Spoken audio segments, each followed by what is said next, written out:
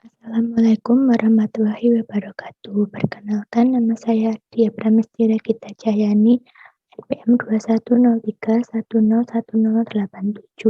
dari grup B sesi 1. Di sini saya akan menjelaskan mengenai praktikum kimia fisika modul 5, yaitu tentang hukum distribusi Nernst. Hukum distribusi Nernst menyatakan bahwa suatu solut akan terdistribusi dengan sendirinya di antara dua pelarut sampai pada keadaan setimbang, di mana perbandingan aktivitas dari solut dalam kedua lapisan konstan. Tetapan atau konstanta distribusi dapat dinyatakan dengan rumus KD sama dengan C2 per C1 atau KD sama dengan CO per CA, di mana KD adalah koefisien distribusi, C1 adalah koefisien solut pada pelarut 1, C2 adalah koefisien solut pada pelarut 2, CA adalah koefisien solut pada pelarut air, dan CO adalah koefisien solut pada pelarut organik. Harga koefisien distribusi dapat diketahui dengan cara membandingkan fase organik dengan fase air setelah ekstraksi, sehingga KD sama dengan konsentrasi unsur dalam fase organik dibagi konsentrasi unsur dalam fase air. Selanjutnya mengenai ekstraksi. Ekstraksi sendiri adalah proses perpindahan suatu zat atau solut dari larutan asal atau padatan ke dalam pelarut tertentu. Secara garis besar, ekstraksi dibedakan menjadi dua macam, yaitu ekstraksi padat cair dan ekstraksi cair-cair.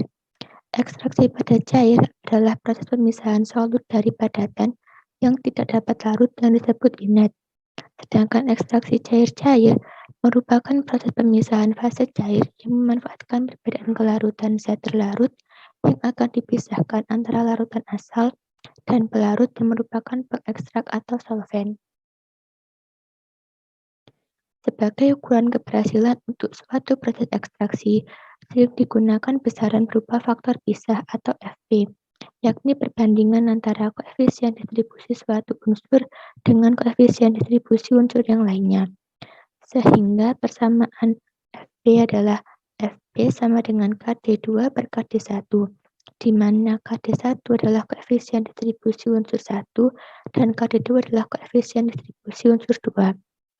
Efektivitas dalam proses ekstraksi dapat dinyatakan dengan persen solut yang terekstrak yang dapat diperoleh dengan persamaan sebagai berikut. E sama dengan C2 per F dikali 100%, dengan E adalah efisien ekstraksi, C2 adalah konsentrasi solut dalam fase organik, dan F adalah konsentrasi umpan untuk ekstraksi. Selanjutnya mengenai jenis pelarut. Proses ekstraksi dapat menggunakan 3 jenis pelarut dengan tingkat kepolaran yang berbeda, yaitu N-heksana atau nonpolar, etil asetat semipolar, dan etanol atau metanol atau polar. Perbedaan pelarut dalam ekstraksi dapat mempengaruhi kandungan total senyawa bioaktif. Hal ini disebabkan karena perbedaan polaritas dan titik pelarut. Pelarut N-heksana adalah pelarut nonpolar yang bersifat stabil dan mudah menguap, selektif melarutkan, dan mengekstrak pewangi dalam jumlah besar. Etanol mempunyai titik-titik yang rendah dan cenderung aman. Etanol juga tidak beracun dan berbahaya. Selain itu juga, etanol mempunyai kepolaran yang tinggi, sehingga mudah melarutkan senyawa resin, lemak, minyak, asam lemak, karbohidrat, dan senyawa lainnya. Sedangkan etil asetat berupa cairan jernih yang berbau khas yang biasanya digunakan sebagai pelarut tinta, perekat, dan resin. Etil asetat memiliki koefisien distribusi yang lebih tinggi dibandingkan etanol yang termasuk larutannya dalam gasolin. Selanjutnya, syarat pelarut. Terdapat dua pertimbangan utama dalam memilih jenis pelarut, yaitu pelarut harus mempunyai daya larut yang tinggi dan pelarut tidak berbahaya atau tidak beracun.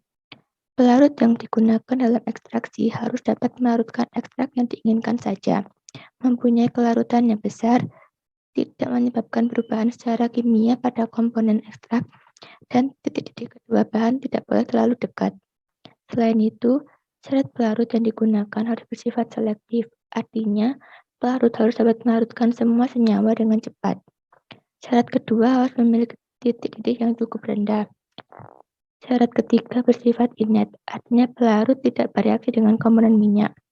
Dan syarat keempat adalah harganya murah dan mudah didapatkan.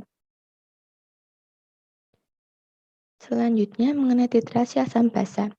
Titrasi asam basa merupakan salah satu metode analisis kuantitatif untuk menentukan konsentrasi dari suatu zat yang ada dalam larutan. Keberhasilan dalam titrasi asam basa sangat ditentukan oleh kinerja indikator yang mampu menunjukkan titik akhir dari titrasi. Indikator merupakan suatu zat yang ditambahkan ke dalam larutan sampel sebagai penanda yang menunjukkan telah terjadinya titik akhir titrasi pada analisis volumetrik.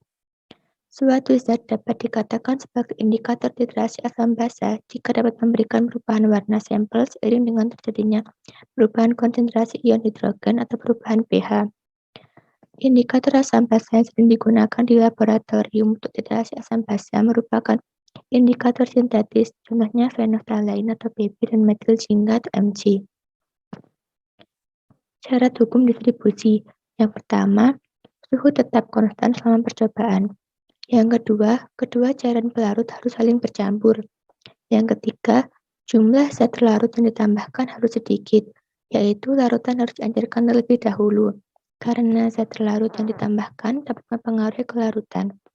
Dan yang keempat, pada zat larut harus memiliki keadaan molekul yang sama di kedua pelarut. Artinya tidak boleh mengalami asosiasi atau disosiasi dalam larut manapun. Dengan demikian, hukum ini tidak berlaku untuk distribusi elektrolit antara air dan pelarutan polar, karena elektrolit berdisosiasi oleh air.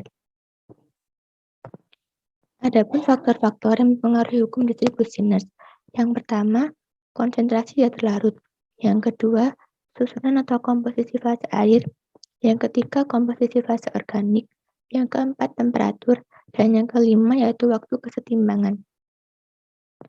Pada praktikum ini, alat dan bahan yang dibutuhkan antara lain, yang pertama, alat yang dibutuhkan yaitu corong pemisah tertutup 1 buah, Erlenmeyer 100 ml 3 buah, gelas ukur 100 ml 1 buah, pipet ukur 25 ml dan 10 ml masing-masing 1 buah, buret, labu ukur, dan beker gelas.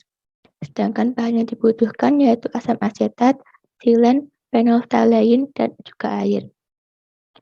Adapun prosedurnya yaitu yang pertama, buat larutan asam asetat 0,5 N, 1 N, dan 2 N, masing-masing 10 ml. Kemudian, ambil 25 cc asetat 0,5 N dengan menggunakan pipet, lalu masukkan ke dalam jarum pemisah. Selanjutnya, masukkan 25 cc silen ke dalam jarum pemisah. Kemudian, tutup jarum pemisah, lalu kocok sampai tercapai kesetimbangan, kurang lebih 20 menit. Kemudian, keluarkan lapisan bawah dan ditampung dalam beker gelas. Jangan sampai lapisan atas juga ikutan keluar. Selanjutnya, pipet 10 cc lapisan atas, masukkan Erlenmeyer, kemudian titrasi dengan NaOH 0,5 N dengan indikator PP. Kemudian, pipet 10 cc lapisan bawah, kemudian masukkan Erlenmeyer, dan titrasi dengan NaOH 0,5 N dengan indikator PP. Berikutnya, ulangi percobaan di atas dengan menggunakan asam asetat 1 N dan 2 N. Kemudian, hitung koefisien distribusi rata-rata dari asam asetat 0,5 N dan 1 N, dan dari 1 N dan 2 N. Itu tadi penjelasan mengenai modul 5 praktikum kimia fisika. Kurang lebihnya mohon maaf. Wassalamualaikum warahmatullahi wabarakatuh.